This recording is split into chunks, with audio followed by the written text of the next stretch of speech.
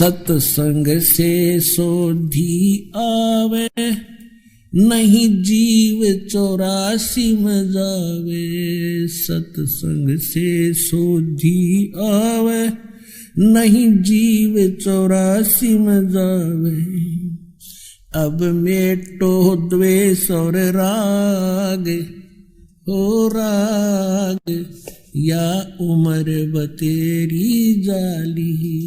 अब मेटो द्वेष और राग, हो राग या उम्र बतेरी जाली। अच्छी आत्माओं से मिले, उनको भी परमात्मा से परिचित करवाया। किन किन को मिले?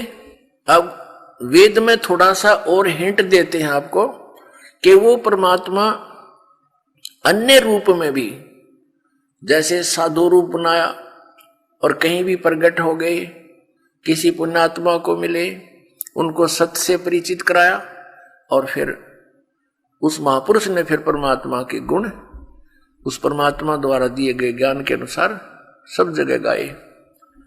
ऋग्वेद में थोड़ा सा हिंट और देते हैं आपको। यही ऋग्वेद, इसमें 3-4 श्लोक और दिखाते मंत्र आपको। फिर आज का सत्संग प्रारंभ होगा, ये भूमिका बनाई जा रही है, देखिएगा। ऋग्वेद वही मंडल नंबर 9-10, प्रकाशक है सर्वदेशिक आर्य प्रतिनिधि सभा, महर्षि दान भवन, रामलीला मैदान, नई दिल्ली। और महर्षि दान सरस्वती कृत, मुद्रक है Prince offset printers, 1510 Pataudi house, Daryaganj, नई दिल्ली। अब इसके अंदर आपको दिखाते हैं ऋग्वेद मंडल नंबर 9 सूक्त 86 का मंत्र 26 और 27। ऋग्वेद मंडल नंबर 9 सूक्त 86 86 और मंत्र 26। इसमें क्या लिखा कि यज्ञ करने वाले यजमानों के लिए परमात्मा सब रास्तों को सुगम करता हुआ उनके विघ्नों को मर्दन करता है, उनके संकटों का नाश करता है और उनको पवित्र करता हुआ, अपने रूप को सरल करता हुआ। क्योंकि सतलोक में परमात्मा का रूप बहुत तेजों में है। एक रोमकूप में करोड़ सूर्य मिला दे, करोड़ चंद्रमा, वो भी फीकी रोशनी रहे, इतना तेजों में शरीर है भगवान का। यदि वो एज इट इज यहाँ आ जाए तो हमारी आंखें बंद हो जाए, हम देख नहीं सकते कुछ भी, दूर से ही। भगवान तो बाद में आएगा, उसका प्रकाश पहले आ लेगा, तो उस प्रकाश से हम परमात्मा को नहीं देख सकते। इसलिए अपने रूप को हल्का तेज पुंज का सरल बना के वो हमारे सामने प्रकट होते हैं। जैसे काशी में जुलाहे रूप में हुए, वो परमात्मा पूर्ण ब्रह्म है। देखना, अपने रूप को सरल करता हुआ वह कांति में परमात्मा। यहां इन्होंने कबीर को अर्थ सर्वज्ञ लिख दिया, यहां लिखना था वो कबीर देव। अब ये कंसेप्ट यहां क्लियर फेर करना पड़ेगा कि जहां पर भी परमात्मा की महिमा चल रही हो वेदों में, तो वहां पर यदि कबीर शब्द है, कबीर, तो वहां लिखना पड़ेगा कबीर देव। जैसे ये खुद लिखते हैं, ये संस्कृत और व्याकरण के ज्ञाता। अब फिर यजुर्वेद दिखाना पड़ेगा, देखिएगा। ये यजुर्वेद है, ये महर्षि दान सरस्वती कृत, प्रकाशक है सर्वदेशिक आर्य प्रतिनिधि सभा, 2/5, महर्षि दान भवन, रामलीला मैदान, नई दिल्ली। और ये महर्षि दान सरस्वती द्वारा इसका अनुवाद किया गया है और मुद्रक Prince offset printers, 1510 Pataudi house, Daryaganj, नई दिल्ली से ये छपा है। यजुर्वेद अध्याय नंबर 36 में, 60 से अध्याय आरंभ 36 में और मंत्र नंबर 1 में यहां यजु शब्द लिखा है। यजु, रचम वाचम प्रपदे मनो यजु प्रपदे। इस यजु का अर्थ अनुवाद करते समय महर्षि दानंद ने यहां सही किया है। यजु का अर्थ लिख दिया यजुर्वेद, बिल्कुल ठीक किया। यदि यहां यजु का अर्थ के मैं अन्य कर देता, क्योंकि यजु माने होता है परमात्मा से मिलने की विधि, यानी यज्ञ स्तुतियां, ये भी अर्थ होता। अगर यहां वो ये अर्थ कर देता तो यहां महिमा थी यजुर्वेद की, तो यजुर्वेद ना लिखकर कुछ अन्य अर्थ कर देने से अनर्थ हो जाता। और जिसकी महिमा बोली जा रही है उसको पहचान नहीं पाते। इसी प्रकार जहां पर भी कबीर लिखा हो, कबीर जिसके अपसर्ग लगा दी जाती है, तो वहां लिखना चाहिए कबीर देव। और कबीर देव लिखने से फिर बात सुलझ गई। हम उसको कबीर देव कहने लगे, कबीर हम वह को वह बोलते हैं, तो कबीर देव माने परमात्मा, कबीर साहब। तो ये कवि जहां लिखा है इन्होंने, कवि कोई सर्वज्ञ नहीं होता, ये भी भूल लगी है इनको।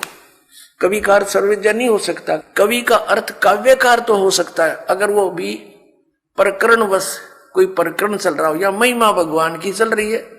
अड़ाओ ये कवि का अर्थ कर दिया सर्वज्ञ। सर्वज्ञ ये शब्द तो कर रहे हैं हम भगवान के विषय में बोल रहे हैं, लेकिन उसका नाम लिखना था, हु इज दैट गॉड, वो कौन है वो परमात्मा जो ऐसी लीला करता है, वो कबीर देव है, वो कबीर साहब है। फिर आइए, अब हम फिर ऋग्वेद पर आ गए हैं जो अभी आपको दिखाया था। ये इन्हीं के द्वारा प्रकाशित है और ये वही हम ऋग्वेद, हम फिर उसी पर आगे ऋग्वेद मंडल नंबर 9 सूक्त 86 के मंत्र 26 पर, यज्ञ करने वाले यजमानों के लिए, यानी भक्ति करने वाले भक्तों के लिए, यजमान कहो से भगत कहो, परमात्मा सब रास्तों को सुगम करता हुआ उनके विघ्नों को मर्दन करता है, उनके संकटों का नाश करता है, उनको पवित्र करता हुआ और अपने रूप को सरल करता हुआ वह कांति में परमात्मा। यहां कबीर देव लिखना था, ये देखो, ये कबीर अतो, हम इसको कबीर बोलने लागे, वह को वह, ये कबीर है, हम कबीर बोलते हैं। अब देखिएगा, इसका इन्होंने यहां संधि छेद करके ये ऐसे लिख लिया, ये अपसर्ग लगा दिए दो, जैसे यजु में लगाए थे तो यजुर्वेद लिख दिया, वो ठीक किया। तो यहां कबीर देव लिख देते, कबीर देव, इनकी संस्कृत व्याकरण भी बनी रहती, कबीर देव लिख देते। और हम कबीर साहब बोलते हैं उसको, वह को वह बोलते हैं, कबीर साहब, कबीर देव, कबीर परमेश्वर। तो यहां ये महिमा किसकी है? कबीर देव। क्या लिखा है कि वह कांति में परमात्मा कबीर देव, या लिखना था कबीर देव, कबीर साहब, विद्युत के समान क्रीड़ा करता हुआ, यानी विद्युत जैसी, बिजली जैसी गति से चलता हुआ वर्णीय पुरुष को प्राप्त होता है। अच्छी आत्मा, वर्णीय माने अच्छी आत्मा को प्राप्त होता है। आगे देखो वो कहां रहता है भगवान? 27वें मंत्र में, ऋग्वेद मंडल नंबर 9 सूक्त 86 मंत्र 27 में, जो परमात्मा ध्युलोक के तीसरे पृष्ठ पर विराजमान है।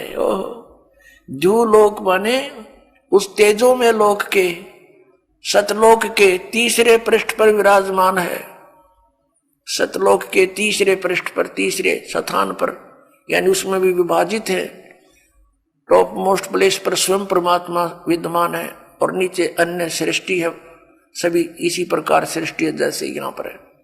इसको समझने के लिए ऐसा समझो जैसे दिल्ली और बाह्य दिल्ली होती है, तो परमात्मा उस ध्रुवलोक के तीसरे पृष्ठ पर वहां रहता है, वहां विराजमान है, साकार है, मनुष्य दृश्य है, वहां से गति करके आता है। अब देखना ऋग्वेद मंडल नंबर 9 सूक्त 82 मंत्र नंबर 1,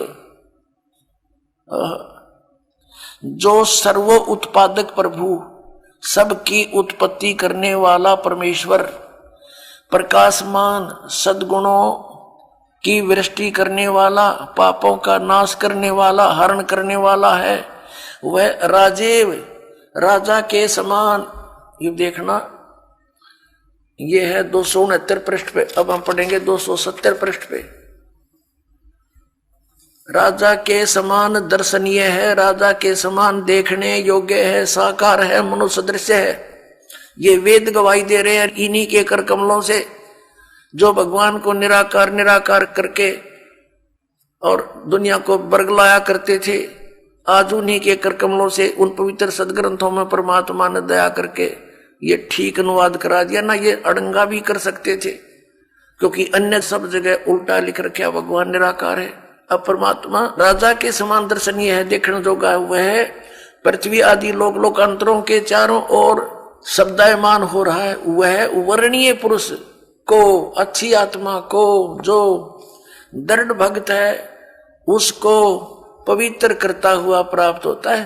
पवित्र करता है, ज्ञान से साफ करता है। जिस प्रकार विद्युत स्नेह वाले स्थानों को आधार बनाकर प्राप्त होता है, अपनी आत्मा स्पष्ट कर दिया। जैसे कैसा अच्छा प्रमाण दिया है वेद में कि जैसे आकाशीय बिजली किसी धातु को आधार बनाकर ही उस पर अट्रैक्ट होती है, उसी पर आके गिरती है, अन्य पर नहीं गिरती।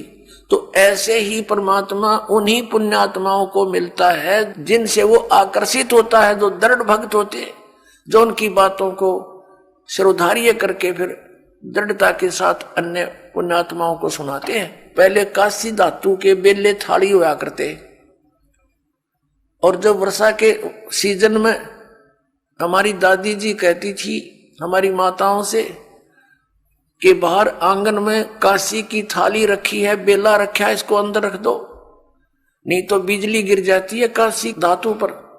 ये विशेष अट्रैक्शन होता था। अमूमन जहां भी ऐसा संयोग होता था वो कांसी की धातु पर ही गिरती थी।